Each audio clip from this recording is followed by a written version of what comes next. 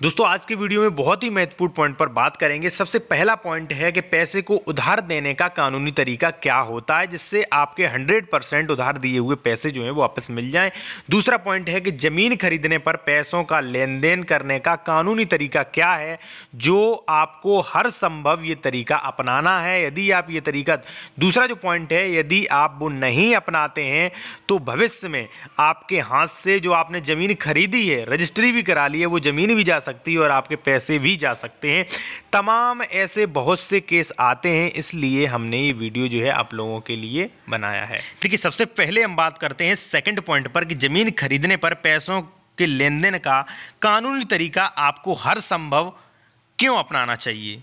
देखिए सबसे पहले मैं आपको बता दूं कि भाई जो तमाम रजिस्ट्रियां होती हैं, जैसे मान लीजिए 100 रजिस्ट्रियां हुई, 100 में से 2 या 3 रजिस्ट्रियां ऐसी होती हैं जो रजिस्ट्री होने से पहले, यानी कि स्टाम्प खरीद लिए, साइन भी हो गए, सब कुछ हो गया, लेकिन रजिस्ट्रार ऑफिस में जाने से पहले ही वो रजिस्ट्री जो है, जो विक्रेता है, वो अपनी जमीन बेचने से इनकार कर देता है। ऐसे केस आते हैं। ऐसे केस आपको तब मिलेंगे जब आप या किसी कोर्ट में बैठे, या मान लीजिए कोई यूट्यूब पर वीडियो हो, उसकी जब आप कमेंट सेक्शन में जाएंगे तो बहुत ऐसे पीड़ित लोग मिलेंगे, ठीक है, जो अपनी अपनी समस्या रखते हैं।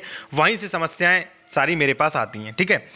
पहला तो ये हो गया। दूसरा ये हो गया कि भाई जब आप रजिस्ट्री करा ली, जैसे मान लीजिए आपने कोई ज़मीन खरीद ली, रजिस्ट्री करा ली, मान लीजिए विक्रेता का दिमाग घूम गया, या मान लीजिए उसकी बेईमानी नीयत है, तो वो कल से आपत्ति लगाएगा, ऑब्जेक्शन करेगा कि साहब, जो भी तहसीलदार है, जो भी कोर्ट है, वहाँ पर ऑब्जेक्शन इस आधार को लेकर करेगा कि साहब इन्होंने जो है वो पैसे दिए ही नहीं है, रजिस्ट्री के बिल्कुल भी पैसे नहीं दिए, मान लीजिए इतने पैसे जो हैं वो नहीं दिए, इसलिए रजिस्ट्री कैंसिल की जाए या पैसे दिलवाए जाए, या मान लीजिए दाखिल खारिज होने से वो रुकवा देगा। तो ऐसी समस्याएं जो हैं वो आती रहती हैं। तो भाई क्यों ना हम ऐसे पहले से ही स्टेप अपनाएं जिससे बाद में हमें कोई भी परेशानी ना हो। ये तो दो परिस्थितियां हो गई।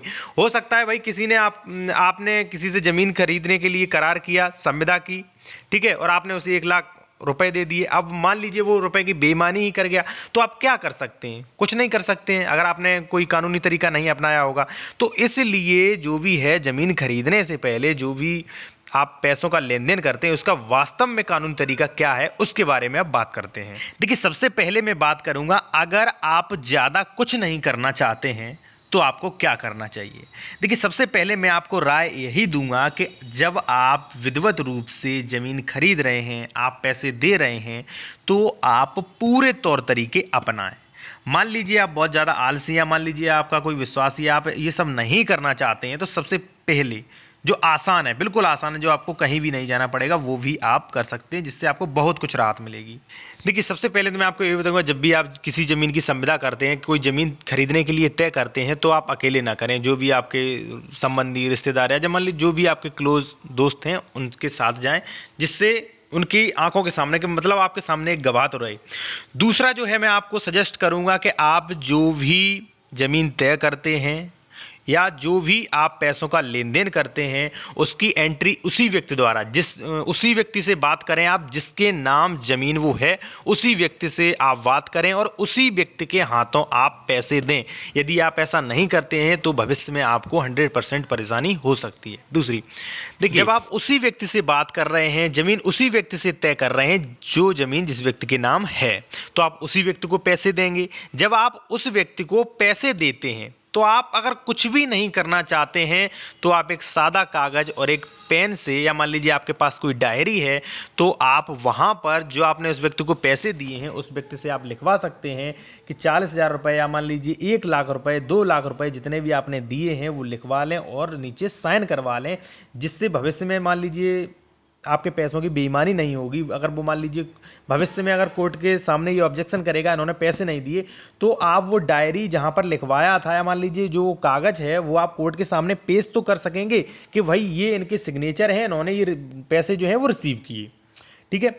दूसरी बात मैं आपको सजेस्ट करूंगा कि यदि मान लीजिए आप, यदि बैंक टू बैंक अकाउंट में अगर मान लीजिए आप पैसे ट्रांसफर कर रहे हैं, तो इससे अच्छा ऑप्शन कुछ भी नहीं है। आप जितने की ज़मीन खरीद रहे हैं, या मान लीजिए जितने भी पैसे बैंक से ट्रांसफ़र करना चाहते हैं, आप बैंक से ट्रांसफ़र कर दें, तो उसका लेखा जोखा जो भी होता है, आपको पूरा बैंक से स्टेटमेंट जो भी है बैंक से मिल सकेगा। अगर भविष्य में अगर आपको ज़रूरत पड़ेगी तो बैंक से पूरा डाटा निकल आएगा। तीसरा पॉइंट है सादे कागज पर करार। जो भी आपने जमीन तय की है, अगर मान लीजिए आप कोर्ट की शरण में नहीं जानते, मान लीजिए किसी अधिवक्ता से आप अगर एग्रीमेंट पूरा नहीं बनवाना चाहते तो आप सादे कागज पर अपने अनुसार शर्तें लिख सकते हैं कि भाई इतने पैसों में जमीन तय हुई है, इतने दिनों में दे दिए जाएंगे सारे पैसे, और इतने पैसे जो है पहुंचा दिए गए हैं, और उसके साइन करवा सकते हैं। ठीक है, इससे भी आपको बहुत राहत मिलेगी। ये तो हो गए भाई जब आप कुछ भी नहीं करना चाहते तब, इतना तो कर ही लें वरना आपको परेशानी 100% आ सकती है। दोस्तों अब बात करेंगे मजबूत कानूनी तरीके से आप जमीन जब खरीद रहे हैं तो पैसों का लेन देन आपको विधिवत रूप से कैसे करना है। देखिए, अगर आप विधिवत रूप से करना चाहते हैं तो जो भी जमीन तय हुई है, जो भी आप में सौदा हुई है, आप जो भी करार हुआ है, आप एडवोकेट के पास जाएं और वहां पर सारी शर्तें A to Z के जो भी है वो आप शर्तें A to Z, और वो शर्तें जो भी अधिवक्ता द्वारा लिखी गई हैं दोनों पक्षों को पढ़ना अनिवार्य रूप से है, और दोनों पक्ष उसकी नोटेरी करा सकते हैं। और जो भी क्रेता है वो ओरिजिनल अपने पास रख सकता है, और जो भी विक्रेता है उसे उसकी फोटो स्टेट दे सकता है। भविष्य में अगर मान लीजिए एक भी लोग अगर उस करार तोड़ता है, या मान लीजिए एक भी लोग अगर उस संविदा का पालन नहीं करता है, तो उसके प्रति संविदा विनिर्दिष्ट पालन के लिए केस लाया जा सकता है। और दूसरा तरीका है कि जो भी आप पेमेंट कर रहे हैं वो आप बैंक के थ्रू ही करें, बैंक के थ्रू आप करें, वो ही सबसे सही है। तो देखिए कानूनी विधिवत रूप से तो यही है कि आप जो है वो एग्रीमेंट और उसमें नोटेरी करा के आप विधिवत रूप से और बैंक के थ्रू आप उसे पैसा दें।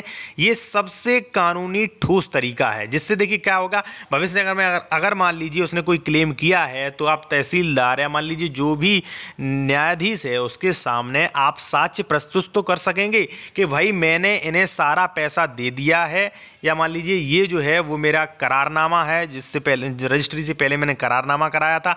इससे अच्छा और इससे ठोस जो कदम है वो कोई भी नहीं हो सकता है। दोस्तों अब बात करेंगे यदि आप किसी को पैसे उधार दे रहे हैं तो आपका कानूनी तरीका क्या है। सबसे पहला तरीका है कि आप उससे चेक ले लें, और जो भी आप पैसे दे रहे हैं वो हैंड टू हैंड ना देके उसके बैंक में ही, जिस व्यक्ति से आप चेक ले रहे हैं, जिस व्यक्ति को पैसे आप उधार दें उसी से चेक लें और उसी के बैंक अकाउंट में आप पैसे ट्रांसफर करें।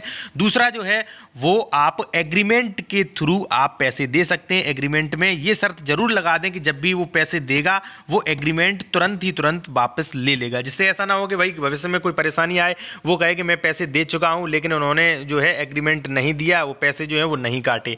तो इसलिए मैं आपको यही सजेस्ट करूंगा कि आप उधार पैसे देते हैं तो आप एग्रीमेंट बनवाएं। एग्रीमेंट बनवाने के बाद उसके बैंक खाते में पैसे ट्रांसफर करें, ठीक है, या मान लीजिए उसकी चेक ले लें और उसके बाद आप उसको बैंक के थ्रू आप उससे पैसे दे सकते हैं, जिससे आपको भविष्य में कोई भी किसी प्रकार की प्रॉब्लम नहीं आएगी। यदि आपकी कोई भी समस्या है, किसी प्रकार की कोई प्रश्न है, तो आप मुझे कमेंट सेक्शन में पूछ सकते हैं या मुझे इंस्टाग्राम पर फॉलो करके पूछ सकते हैं। इंस्टाग्राम आईडी की लिंक जो है वीडियो की डिस्क्रिप्शन में दी गई है।